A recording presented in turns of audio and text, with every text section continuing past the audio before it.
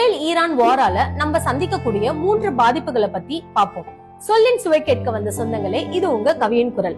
Middle ஈஸ்ட்ல இருந்து தான் India அதிகப்படியான கச்சா எண்ணெய் வாங்குது. இந்த வாரால கச்சா எண்ணெயோட வரவு கம்மியாச்சு அப்படின்னா எல்பிஜி தட்டுப்பாடு, பெட்ரோல் டீசல் விலை உயர்வு, இதனால காய்கறி மற்றும் அத்தியாவசிய பொருட்களோட விலை உயர்வும் வரத்துக்கு நிறைய வாய்ப்புகள் இருக்கு. இன்னொரு அச்சுறுத்தல் என்ன அப்படின்னா, உலகெங்கும் வாழும் இந்தியர்கள். மிடில் ஈஸ்ட் மற்றும் கல்ஃப் கண்ட்ரில தான் அதிகப்படியான இந்தியர்கள் வாழ்றாங்க.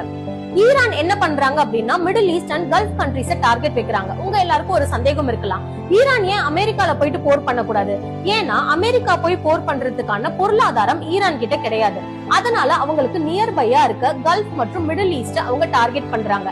இதே நிலை தொடர்ந்துருச்சு அப்படின்னா அங்க இருக்க மக்களுடைய வாழ்வாதாரம் ஒரு மிகப்பெரிய கேள்விக்குறியா இருக்கும். அடுத்து ஸ்ட்ரெய்ட் ஆஃப் ஹார்முஸ். இது ஈரானுக்கும் ஓமனுக்கும் நடுவுல இருக்க ஒரு சின்ன கடல்வழி பாதை. ஆனா உலகத்தோட 20% ஆயில் சப்ளை இந்த ஒரு கடல்வழி பாதை மூலியமா தான் நடக்குது. இந்த ஒரு பாதையை ஈரான் எந்த கப்பலும் கடக்காத அவ்வாறு அவங்க கைப்பற்றி வச்சிருக்காங்க. இதனால உலகத்தோட பொருளாதாரம் மிகப்பெரிய அளவுல பாதிக்கிறதுக்கு நிறைய வாய்ப்புகள் இருக்கு.